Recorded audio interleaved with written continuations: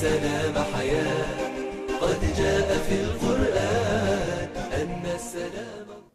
Assalamu alaikum wa rahmatullahi wa barakatuh, and welcome to iTREND on ITV. I'm your host, Zaheerah Bham Ismail.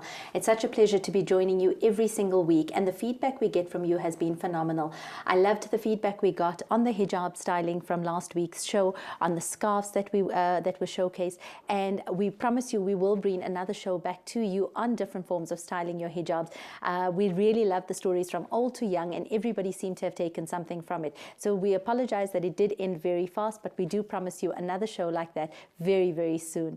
In my studio today, I'm just sitting and chatting to someone who has definitely started setting a trend from 2015 on the food truck business, something that we saw all over social media, something that was taking place overseas, something that we then saw coming into South Africa, but then finally we had a halal one. Assalamu alaikum, Hava Robert from Epic Eats. Alaikum salam, Zaheerah. It's such a pleasure to have you here. You have been in the forefront of food trucks and setting up these mobile businesses that came in. How did your story even start?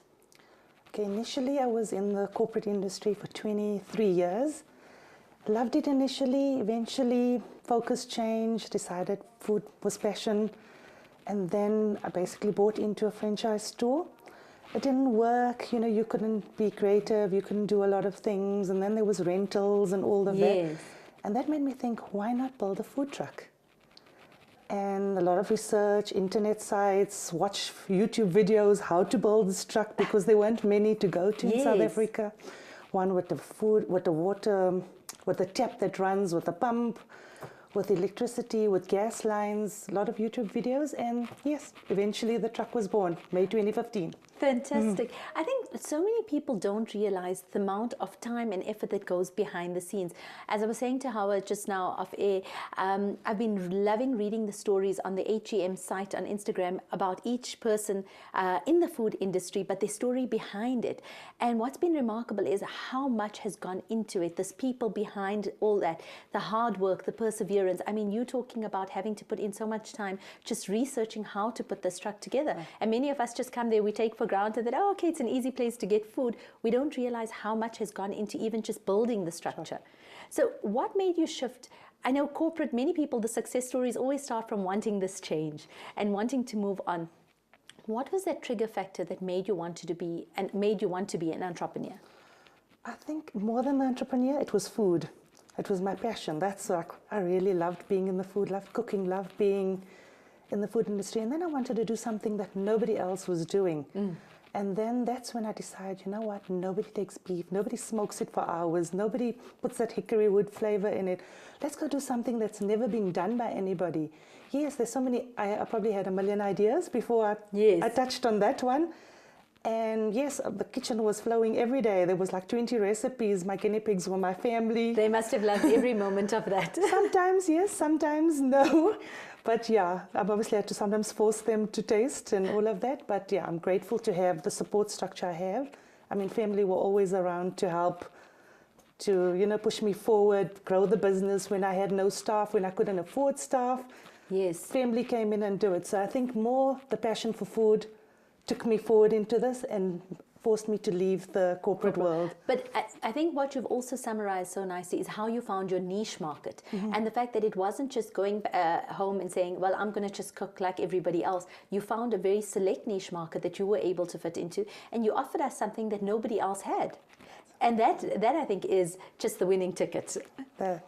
What sets you apart now from other truck industry, food industries, food vendors that are coming out, and we are seeing more and more people also following? Although you've set the trend and you've been in the forefront, how do you find where you are setting the standard and continuously keeping the lead? I think consistency in what you put out. Your product's always the same.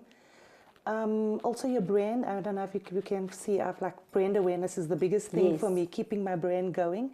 And I don't know if you're not sure, besides the food truck, we also run a corporate catering company, which has come out of Epic Eats. So basically, we took every opportunity in the beginning. Whoever called us, whether it was a big event, small event. It was always part of something. It was always part of something. And the one day we were at a very quiet event in the streets of Sandton. And my husband said, why are you doing this event? And I said, you know what, you don't know what comes out of it. And on that day, we had a gentleman that came to the food truck.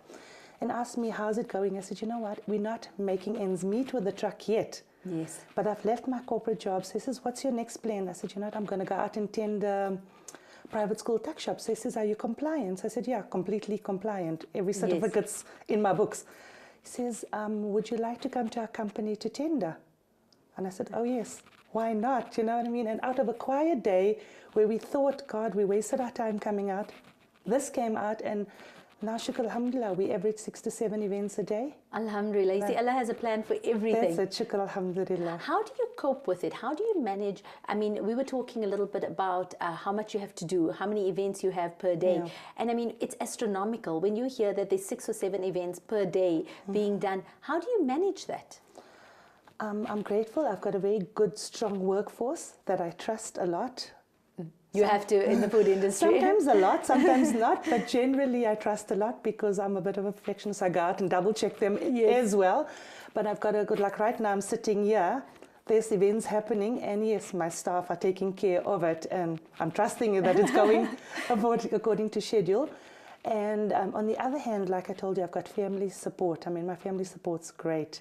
Like Absolutely. really great. And how do you balance that, the family life from the work life? Because when you do your own business, I always find that with many other businesses, 8 to 5, and then you go home and you can shut down. But once it's your own business, it never stops. It continues into late hours of the morning. It carries on all day. It's 24/7. How do you find the balance between work and a family life? Okay, that is a bit of a difficult balance, especially in the beginning. It was really tough on my family because a lot of the events were weekends. So we did lose a lot of family life, and then as we employed more people, it got a lot easier where we could afford people. In the beginning, we couldn't. Yes. It was just the two of us. It was a struggle because basically needed to make ends meet, and if you employed somebody, you were losing a bit of an income. But like as time went by, we employed people. Yes, my family, shame, I feel for them, my kids. They really like pulled through. Luckily, they're a lot older now. Alhamdulillah. So they can deal with it. I'm glad I started this business in my 40s rather than at a younger age when they were little. So right now they do cope. So the balance is tough. I mean, it's really tough. But me personally, I do shut down. When I reach home, I try and shut down physically. Mentally, you never shut down. Absolutely. I think that's one of the hazards of owning your own business. There's no time to shut down mentally. Then I have to ask you as well, you are in partnership with your husband. What is that like working together? We have our pitfalls. I must say it's a lot easier probably dealing with somebody else.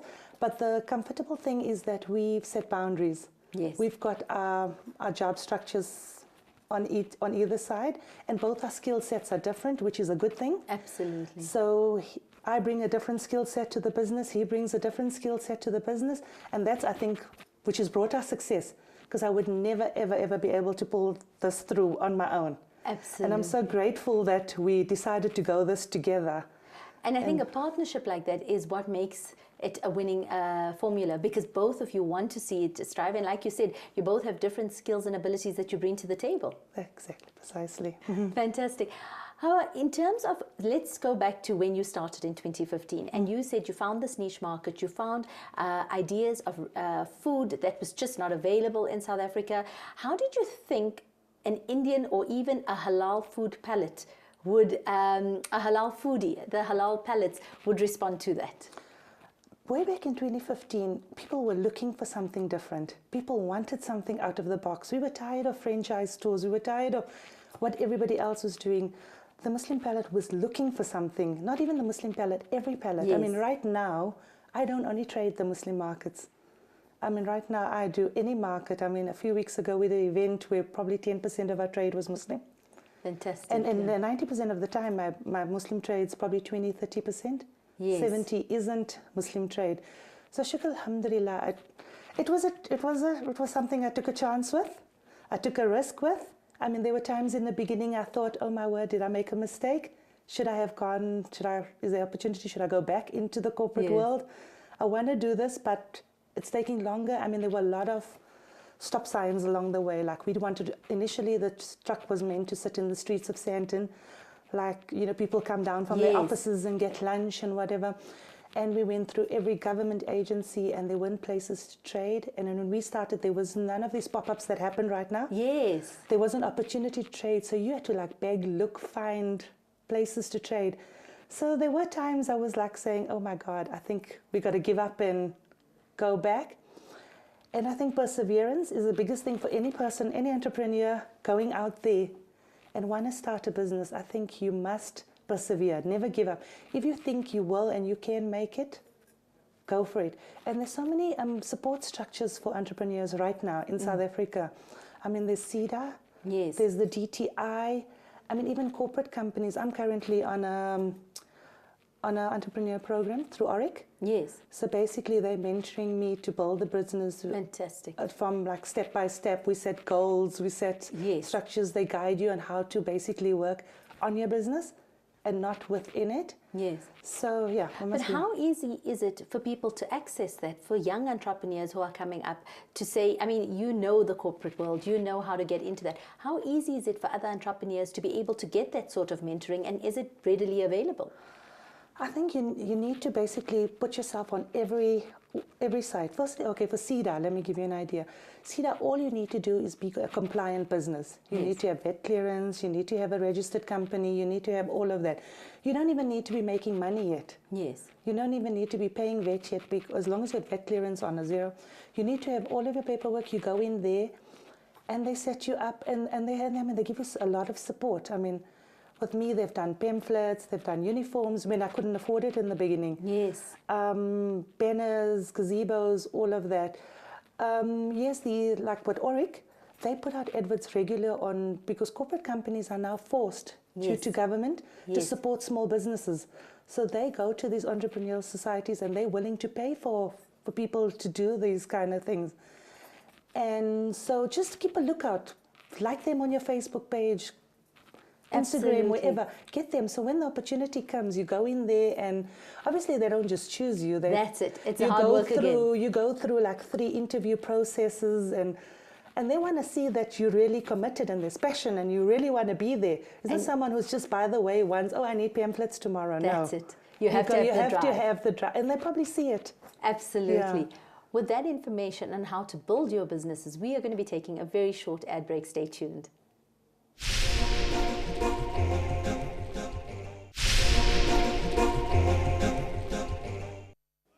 Assalamu alaikum wa rahmatullahi wa barakatuh, and welcome back after that ad break. You're watching iTREND on ITV, and we are chatting to Hawa Ravid from Epic Eats. Hawa, we were chatting about getting into the corporate world, making sure you find ways to do it, and you very willingly shared with many of our viewers out there how to access those roads. And I think the one thing that you've put out is you have to have drive, you have to have passion, and you have to be committed to wanting to make something work in order to see the success of it. Tell me about when you started, the menu that you started with, and how it's evolved over the 2-3 years. On the food truck, our menu has obviously stayed very consistent. We've tried to keep the brand, keep the value.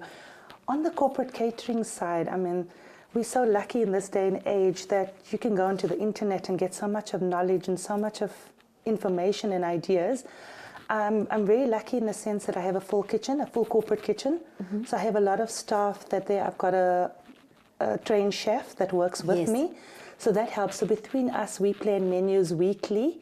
Fantastic. And I mean, you think of a halal kitchen. A halal kitchen is going to put out a curry. Yes. And that's not the case when it comes to Epic Eats. I mean, we do Mexican, we do quesadillas, we do tacos, we do pizzas, we do things. I mean, last week we did Korean fried chicken with coleslaw, with Korean slaw. So we like try and tap every market and find ideas, and that's what you need to do to move forward. You need to evolve, you need to innovate. No business, food business especially, is not going to work if there's no innovation, especially in corporate eventing side.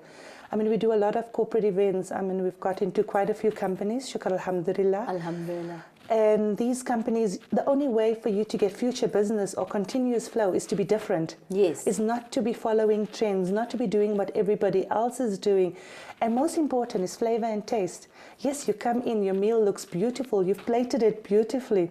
But at the end of the day, flavor and taste must come out with it. And I think that's where I found my niche, because I've been with markets where people put out beautiful food, but have not been concentrating on that. And I mean, shukr alhamdulillah, a Muslim Indian palate, we've got a good palate for flavor and taste. So we know how to put it out. And I think that's also, for me, that looks of something is fantastic and it's wonderful to look at, and you want to see that your food is well presented, but it also has to taste phenomenally good in order to be able to appreciate the full ambiance of what's being offered. And I think you really reached that point very well. When you mentioned about being innovative, for young viewers out there who are watching, who are wanting to be a part of this market, what's your advice in terms of keeping ahead, keeping innovative? How do you keep innovative? What are the trends that you're following? Where are you finding the inspiration from? I think with me, I love eat, sleep, dream. My kids, my family all know it. If we go to a restaurant, it's not about the food I'm going to eat, it's about what I can take away from there. Yes. Or if I watch a TV program, I mean, Food Channel's my favorite channel. I can cancel every other channel on TV and concentrate on there. So a lot of ideas come out from those channels as well. And then obviously the internet, I mean, that's our best friend. Pinterest and even other suppliers in South Africa. I mean, like word of mouth. Yes. They've been the top caterer for the last 20 years. Yes. And I've been lucky. I've worked with them on 2 events. Fantastic. And obviously they're a lovely company to work with, and I get a lot of ideas from them. Yes. And when you work with them, you take ideas away. And if there's catering happening around me, I go in and have a look, just to get an idea what other people are doing and where I'm missing out. So I think you have to be alert all the time. And for me, I suppose it's fun and it's enjoyment. I love going out and going to look and see and find. I think, wow, that's brilliant. You know, I think what you've just mentioned now, and I've heard this from always the most successful people in the industries, always are never afraid to learn. Are always saying it's completely a learning curve. They're always taking and learning from people around them wherever the thing is, but they're also willing to share and willing to teach. And that's what I'm getting from you as well. And I think that's what makes Epic Eat such a success, because it's a willingness to share, but also the willingness to learn at the same time. Yeah. You mentioned earlier that when you started, it was very difficult, almost breaking into the industry, to let people know who you were, that this is where you were around. It wasn't just a tuck shop, so to say. How have you found it now with all these pop-ups that are constantly coming up? There's people having more access to it, and that as a halal food market, we are a huge business industry alone, not just worldwide, but in South Africa also. It's a huge industry. Yes, it is. It's a huge industry, and I only realized it once I got into it. Like right now, I've got more people asking me to do events than I'm able to cope with. Yes, that's always a good thing. that I'm able to cope with. And luckily right now, there's a lot more people I can refer back to that I trust, like especially with the halal goods market. Yes. It was a great opportunity for me to go in there. I mean, I'm sure everybody's realized I stopped doing a lot of pop-ups. Yes. I've been away from the consumer, because the corporate industry has been so busy, and which has been lucky, shukr, alhamdulillah. So going to the Laos good market, it helped me find other vendors I can rely on. I can bend over and say, guys, I can't do this. Are you willing to come in and do this event? Or I can share what's too much for me. Yes. And obviously give them an opening into the business as well. Obviously, I started a lot earlier than most companies in South Africa. So yes, my first few months were hard, and I know how it is where people are starting. So I don't mind letting go some of the work and sharing it with other companies. And in terms of the difficulties with owning it, we discussed having a larger database of staff, which obviously helps you. But what are the pitfalls and the difficulties with having so many people work and to be able to get them to see the same vision that you see for your company? It's a lot of planning. You've got to be so planned. The other day we did a corporate event for 3,000 people, and it was you had to be like at so many different places. There were so many different activations happening at the same time for that event. So you've got to be so well planned, and you've got to have your people have documents that are documented to the T. Like your chef's got to know his plan, your waiter's got to know their plan, your event planner's got to know their plan. And my kids, my family, they also come in and they get a document that they've got to work with. And I'm grateful for them. I mean, they all come. At the moment I say I need to do something, I've got a whole full staff on track. And I love the fact that you say you've got plans, because I think once that I can see is the corporate part coming out, that it's very structured and things are written out and people know what needs to happen. Have you always worked like that? In the beginning, I was just thrown in. I mean, even when I got the first corporate canteen job, when I got in, after I was told I got the tender, the first few weeks I was like saying, did I make a mistake? Am I ready for this? Am I not ready? I even went back to them to say, do you trust me enough? Yes. To do this? Because I've never been in this space before.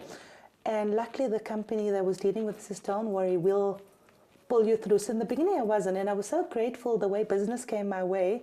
It was very gradual. Yes. Initially it was just the canteen, then I had a little bit of events, then from the little it grew to what it is today.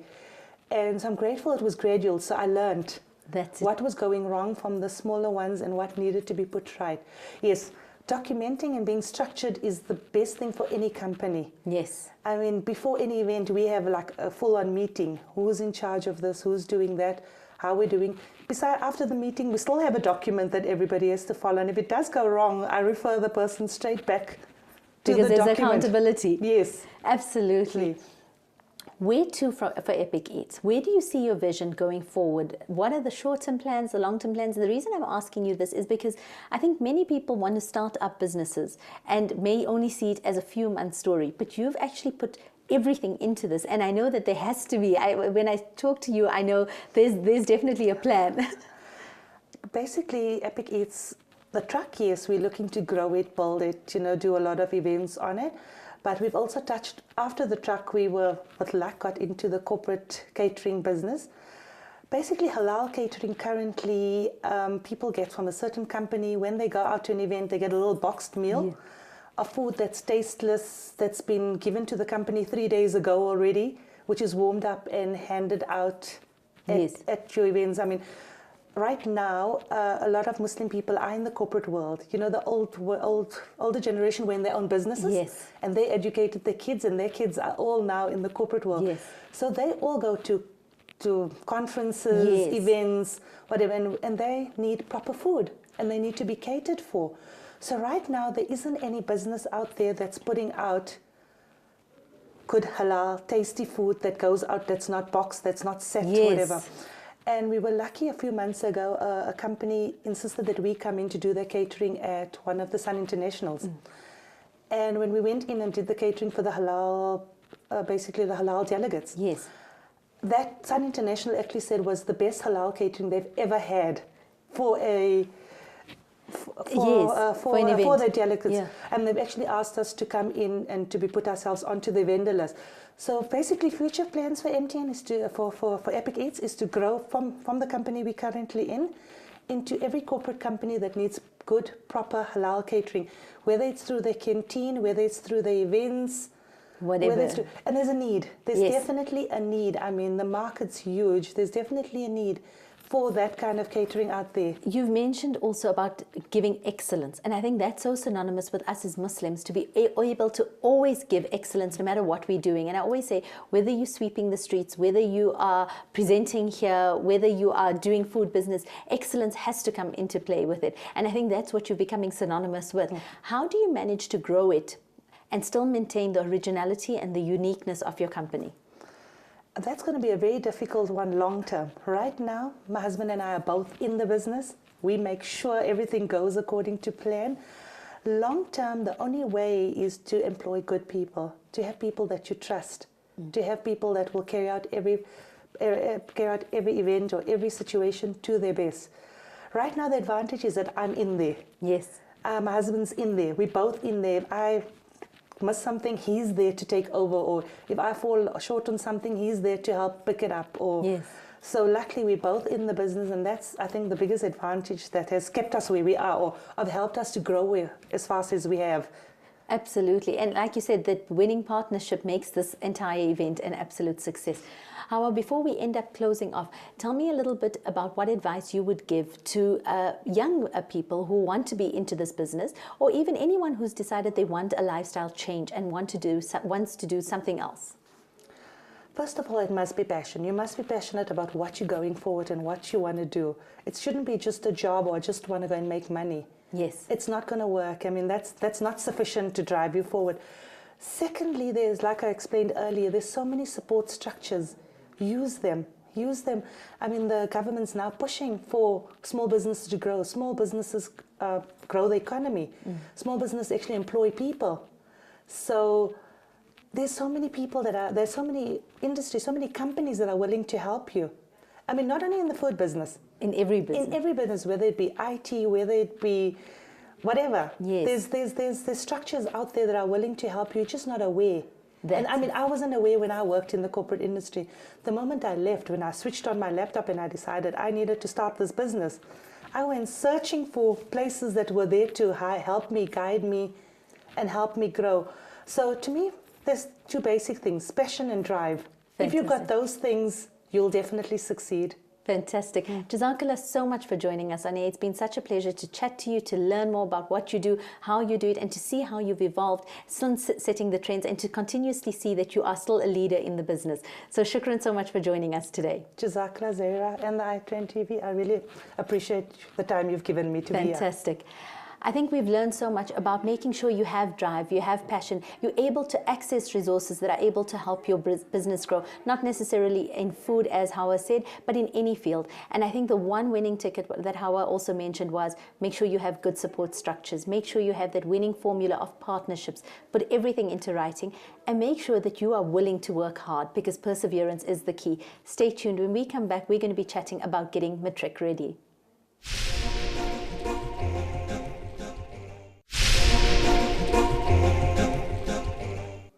Assalamu alaikum wa rahmatullahi wa barakatuh, and welcome to iTREND on ITV. We are now chatting to Shanaz Dokrat Ayub, a woman who, if you follow her on Instagram, you will see she's constantly getting learners ready. When you hear about her, she's always preparing students for their matric exams, something that we always hear about, but it's always so synonymous with fear, with aggravation, with anxiety. And we see so many matric students going through so many of these negative feelings and never approach it in a positive way, not only because we as parents don't allow them to, but we as a community also put this added pressure and added stress about asking them, what are you going to do next year? Has it all come out? And also we have these matric final results that are printed in the paper that causes so much anxiety for many. So we're going to be chatting to the guru of matric preparation, Shanaz. Assalamu alaikum and welcome to the studio. Walaikum assalam. How are you, Zaheerah? I'm so glad that we finally got you here. Alhamdulillah, I'm well, and I'm glad that we finally managed to convince you to come into studio to talk to us. I know it's the busiest time of the year for you with getting matrics ready.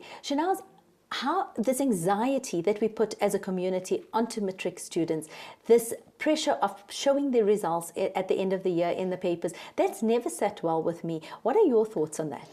It's an honor to be here today. Yes, you're correct when you say that. There is a lot of pressure, a lot of anxiety for matrics. But it's about preparation, Zaheerah. It's about, Zaheerah, about preparing them.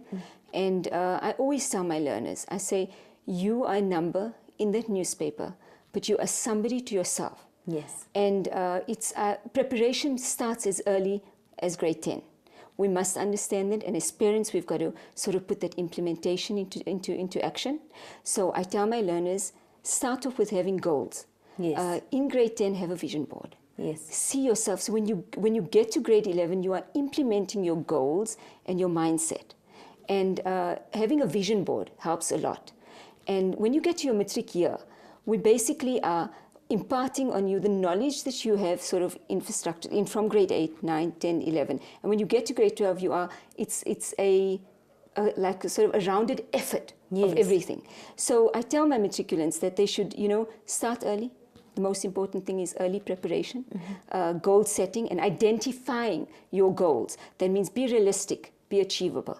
And that sort of thing, But you're talking about preparation from grade 10. Yes. I must be honest, this is the first I've ever heard anyone say that. Yeah. Because I always think people say, boys are a little lazy, they'll study at the end, at the last minute, the girls are fine, they'll manage through the year. And then we almost see this crunch time where people say, I can't go on holiday during these few months because now it's time to study. Right, correct. And you saying we actually need to prepare our learners from way before that and actually be organized in how we're doing this. Yes, that's correct. Because we have to ensure that we dedicate our studies to, you're looking at plus minus 7 to 8 minimum subjects that each learner has to deal with. So it's a lot of pressure. In Islamic schools, we have Islamiyat as well as our circular education. And it's important that as a community, parents, your household, the individual, the learner herself, him or herself, that they start to adjust to the routine as well as to the sort of the pressure of being a matric student. And it's a lot of pressure. It's a lot of pressure, but at the same time, it's the most wonderful year of your life. And I always tell them, I say, breathe and enjoy it and love what you do. And when you're studying, if you understand what you are studying, you are able to learn it much more better. You are able to absorb make notes, put notes all around the house, have your area that you cordon off for your study material. Enjoy what you are doing. We're going to be speaking a lot more with you about specific tips Yes. and ways to get into that. This is something, I want to just talk a little bit about you first. And I also want to let viewers know, if you do have specific questions for Shanaz, you are most welcome to call into the studio, and we will pose those questions to Shanaz as well. Shanaz, this is something you are very passionate about. Whenever I follow you, when I read about what you're saying, when I hear you speaking, you are very passionate about exams, about making sure students are ready, about actually preparing students, not just saying it's something I love doing. You help in the process of getting them ready. Why this field? Zaheerah, for as long as I can remember, I've loved poetry and the written word. The words, I see such a deeper meaning when I read a poem or a book, or if somebody talks. I'm always looking for something deeper, and it's always been my passion. And teaching is that inculcating in my learners this love for poetry and literature, with social network booming all around. Yes. Kids have, second to none, picked up a book and said, this is what I'm going to be dedicating myself to, and this is what I, love. And I've got to try and instill in them this kind of sense of, I can do this. I have it within me. Because there are different learning skills, and there are different types of learning methods that we have to admire in each child, because there's a talent. I always, when I start my classes, I always do the poem with them of Milton, and it's about how Milton says that one day Allah subhanahu wa ta'ala, God in his way, he'll stand before God, and God will question him and say, what did you do with this talent that I gave you? And it's about us realizing that in each child there is a hidden talent, and that is what we've got to nurture, and that's what we've got to appreciate in our children. Because they all are different. And when it comes to matric, they are afraid of their future. They have this pressure of family and friends, and like you said, their name being in that newspaper, and it being aired, and everything being so public. But we've got to make them understand that they will find their path. You understand? And how you find your path is by loving what you do. And that's what's so important. And making their poetry and their books come alive. So we don't only sit in front of a book for so many hours, we visualize. I make them close their eyes. I make them see themselves. Where do you see yourself in 5 years' time? Let's take, for example, a book, and we picture that scenario or that poem. So when they get into exams, all I tell them to do, I said, close your eyes. Do not worry about the person behind you, in front of you. And let's close your eyes and envision everything that we went through and that we learned. That's perfect. And it just comes alive. And I think this is why her students love her so much, because to have so much of faith and to be able to motivate learners to such an extent, and to be able to identify the talent within each person, is, I think, a remarkable skill. Because very often as parents, we're so busy that we don't actually acknowledge, even though in our heads we know our kids are talented, we may not necessarily acknowledge it verbally. And we just say, you just need to get this done. It just needs to be part of a checklist that we get to tick. And here you are identifying these talents and teaching them how to build on it and how to use that. And the other thing you mentioned was learning abilities and different learning abilities. And I think it's missed so often that not everybody is an auditory learner. That is so true. And we miss that in class. And we expect all these students to sit together in a classroom environment to learn the same way and to output the results. That is so true, Zaheerah. And that's the problem that I do have when my learners come to me, because they'll come and they'll say, you know what, Appa Shanaz, I can't get it and I don't know what to do. And then I'll say, okay, let's take this one step at a time. And we sit down and we identify that learner's difficulty. Yes. I don't call it a problem, because nothing is a problem. We look at something as a challenge, and then we we overcome that. You understand? So I tell them, okay, you talk to me. If it's like my specialty is in English, so I'd say, is it paper 1, paper 2, or paper 3? So paper 1 being my language, right? And my paper 2 is my literature and my poetry. Paper 3 is essay writing. So they'll identify where their weakness. And then we'll take that there and we'll work with that there. So, okay, this week, what are we going to be focusing on? How can we improve your skills so you are better able to answer that question during exams? And it's a lot about preparing them early in the year. What students don't understand is that the night before, the week before, they want to cram in all this work that if teachers have done for an entire year into like one lesson. No, Appa, you will do it. And they must understand it's about them and it's a year's. effort, and it's their teachers' effort, which I applaud the school and their teachers and their principal for the effort and the hard work that they're putting into these kids. Absolutely, absolutely. We're going to have to be taking a very quick ad break. When we come back, we'll be talking about specific study skills with Shanaz. Stay tuned.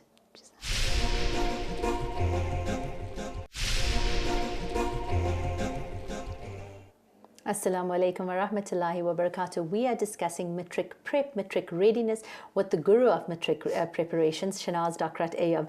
Shanaz, we were talking earlier about being matric ready, and you were talking about finding those visions, identifying it, starting early. But what happens with the students that says, I'm here now and I'm watching this? How do they start? Okay.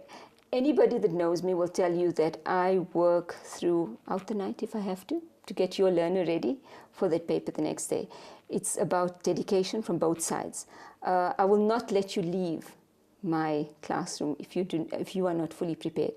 And if we have, like we're saying, crunch time, then we tackle everything simultaneously. Like we take them in portions, and then what's from the most difficult to the most easy. We have to have breaks in between. That's very, very important. I tell my learners, I have this mantra with them, where I say, when you enter my door, there's something I'd like you to do first. Before you come, take your baggage off at the door. That means offload everything. Offload any anxiety, anger, grief, disappointment, something that happened in school, anything. And when you walk into my classroom, I want you to be totally free of that so you can absorb what we are learning. And then we start. They'll all tell you the classroom becomes a home, because we get to have regular breaks. We get to discuss things. We pray, because I owe everything for my success to Allah subhanahu wa ta'ala and to my amazing family. My husband is my pillar of strength. We have an amazing support system. Something like this cannot work without a effort from everybody. Because it takes so much of your personal time away. It takes so much of your own family time. Zaheerah, it's a lot of sacrifice. But alhamdulillah, my husband, my family, my boys, they've all been my backbone throughout these years.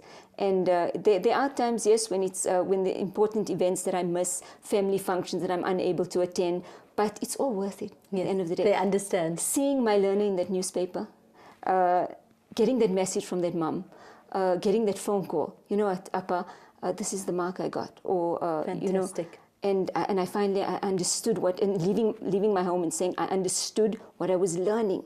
Yes. Because it's about understanding, and it's about loving what you do, and that's what we've got to inculcate into is love what you do. And then do what you love. And then everything just flows. Everything flows and everything falls into place. Absolutely. You mentioned earlier about wanting to discuss one of the poems. Yes, we can start with this year. Our matric syllabus has changed, so that has been a bit challenging for both teachers and learners.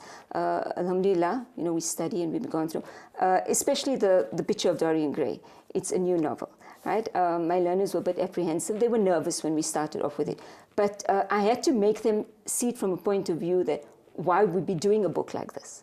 Because the Picture of Dorian Gray is a lot about aesthetics and about wanting to be perfect and looking perfect and, never aging, and this timeless beauty, and only indulging in things that are, of what can we say, the pleasures of this world. Yes. And they all kept on telling me, but Appa, we just not, we're not getting it. And I said, no, let's look at it from a different point of view. Let's take Dorian and put him in today's time and see how every teenager is suffering with that. Social media makes everything seem like it is so perfect, and how every learner is trying to live up to that expectation, when they've just got to realize that, it's so much more than beauty. It's about morality. It's about being a good human being. It's about the paid forward, campaign that I always run on my Instagram account. It's about giving back. And remember, matric, yes, it's a symbol. It's the biggest achievement, but it's the kind of person that you're going to be in this world. That is just a symbol, Zaheerah. But if we can't give back in the world, and we can't be remembered for something that's powerful and great, then we are all here for a reason. And that reason is to help each other, and that reason is to give back. I think that's such a beautiful lesson even for us as adults to be able to learn, because many of us may have even missed that up until now. And to hear that, it makes it real for us. That is true. And it makes us come to understand that some learners may not know immediately when they leave school what they want to do. Like they'll be scratching their head and they'll be saying, you know what, I don't know. My parents are telling me to do this. I want to do something else. And I'll say, you will find it. The minute you are in a place where you feel that joy, that inner joy, you know, that aha moment that you have, and you will know that, you know, this is the path I want to choose, and your path will change. Life's going to throw hurdles at you. And matric is a challenging year, but remember, we need a lot of support from parents. I always say, make your child's environment as stress-free and as peaceful as possible. Encourage them. You know, we tend to do that, especially as you know, as parents. You know, you're not studying, and you need to be on your phone. And, but I think let's applaud them for and reward them for the little things that they do, because after all, when we were that age, we didn't have it together. You know, I always say we never had it together. And you also mentioned about that being the person, and rather than focusing on the marks. And I think we always put this pressure that at 17, 18 years old, we expect people to, these kids to know what they want to do for the rest of their lives. And it's insane because we don't even know that yet. We're still figuring it out. You know Absolutely. what I mean? That is it. You mentioned now about creating environments. As parents, what can we do? How do we create these environments in our home surrounding? How do we create ideal study spaces for these matric exams? Okay, Zaheerah, first I'd encourage parents in their home environment to have peace. If there's any kind of stress or turmoil or anything that's happening, separate that from your child, because children are very receptive. They pick up on a lot of stress. They pick up, you know, they know it. So first of all, and I know sometimes kids are living in different environments, so we have to adapt ourselves to, you know, different situations. So I'd say calmness, spiritual and physical well-being. That means give them a healthy diet. Ensure that their time between leisure and their prayers, which I always say comes first, and the Quran. And, you know, I always tell my learners, I say, you're not waking up only exam time for tahajjud and fajr, and then messaging me that time, you know, of, are you making dua for me? I want it to be something that's constantly within you. Like when you're sitting there and your mind wanders a bit, make some zikr. Yes. You know, always ask Allah subhanahu wa ta'ala to be by your side. Always ask for protection. I encourage them to give a little bit of zakat every day. I say it's not about the monetary value. Yes. It's not about what you give. It's about your intention, because Allah subhanahu wa ta'ala judges us with our intention. And then for parents, I also encourage to ensure we have a dedicated study area and a dedicated study time. Ensure that learners have enough space between their studying. So if we have a small workload, I would say half an hour breaks. But in that half an hour, I want my learner to move away from the study area, either be with a family or a friend, watch perhaps something or read something that is a bit humorous or entertaining, offload. Yes. So when you go back to the books and you hit the books, you are mentally prepared and you are nourished, which is so important, you understand? And you are also spiritually aligned, because ultimately everything is in Allah subhanahu wa ta'ala's hands. Absolutely. Shanaz, you talk about these study prep groups that you've got going, and you prepare these children all the time. How do people from other areas out of the Pretoria area are able to access this? Because I sit and I listen to you, and I wish I had you when I was doing the trick, but I think about my girls. And how are we able to access this? When we were growing up, we used to have the Star Schools man all over our televisions that many of us accessed. What about taking this and making it online so that people from everywhere else can access it? Inshallah, if putting her on the spot. If any parents would like to get hold of me, they're welcome to do so via WhatsApp or Instagram. And I am running workshops. We are running workshops from the beginning of October right through to the end of November. So I am available. This is my time. This is my working time, and we are open to discussion. And we have classes, and I can even go to other towns if the numbers are. You know, and you know, that's up for discussion. We're putting her on the spot, because we do need access to things like this. I think we're in such a competitive world where it is very stressful. These marks, as much as we're saying creates a lot of anxiety, does help to get these kids into the degrees that they need to be in. And unfortunately, it does become crunch time. So we will keep pushing you for that, and we will keep hounding her. Shanaz, when you mentioned what parents can do at home to make this a feasible working environment for children, what's your advice to matric students, or even students that are in grade 10 and grade 11, like you mentioned, in terms of getting exam ready? What is the advice for them? Okay, I would use a metaphor, because I'm an English teacher. I'll say, have a routine and then make like a bowl of rice. When you see a bowl of rice in front of you, you're not going to gulp the entire thing. So you take spoonfuls. So I tell them each spoonful is like a step. So they must have implementing a study routine. That means they have to separate their time between their subjects. What I see my learners do is like the day before English, it's only English. You know what I mean? And I say, why don't we start a bit earlier? Like, you know, weeks before that, to a little bit of English. So when you come to my class, we are not doing new work, we are just doing revision. Because I have learners that, like for example, in 2017, these are my learners that have been with me from grade 7. I have, they're like my own children. Yes. And I've, you know, inculcated in them and I've instilled in them this, you know, this positive attitude towards their paper and towards writing. It's a lot about your mindset, yes. Zaheerah. And, you know, the mindset is important, your vision, your you know, taking care of your personal health, hygiene as well, and obviously your spiritual being. Absolutely. So I always tell them, I say, prepare ahead. Make sure you have lots of study notes. If you're a child that is more kind of static, you know, you need to read or you need to record yourself. Yes. And listen to yourself saying the history essay or the bio, you understand, Yes. those sort of things, or the English essay that you know. And what I find with my learners where they lack is that they'll say, Appa, I'm only studying that essay and I'm only doing this and this is going to come in. And I always say, no, we don't do that. You prepare yourself for everything. So I make sure that they are prepared for every area. Fantastic. Shanaz, so shukran so much for joining us. And we could continue this conversation for so much longer. Unfortunately, we are running short on time. But we do look forward to hearing more from you and about you. And I'm sure we'll see more of you online as well. And Jazakallah for having me. And it's a real honor being here today. And inshallah, I hope to see you soon. Inshallah. And we wish you and all your matric students well over the next few months, inshallah. Jazakallah.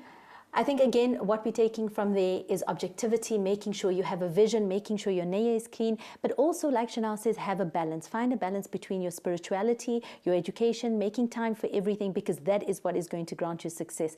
I think we are going to push to make sure we see a lot more of Shanaz as well. But we've learned so much from today. I do wish all the learners the best of luck with their matric exams. And again, just to sum up from last week, we had the glamorous Granny Farida Dada, who also tried out the new skills with the hijab styling, and we promise her we will bring her many more shows that she can learn more hijab styling for when she goes out as well. Jazakallah so much for joining us on air today. That was Epic Eats and Shanaz Dokrat Ayub. We will tag them on our Instagram account, so you're welcome to follow them as well. And we look forward to seeing you same time, same place next week. Assalamu alaikum wa rahmatullahi wa barakatuh.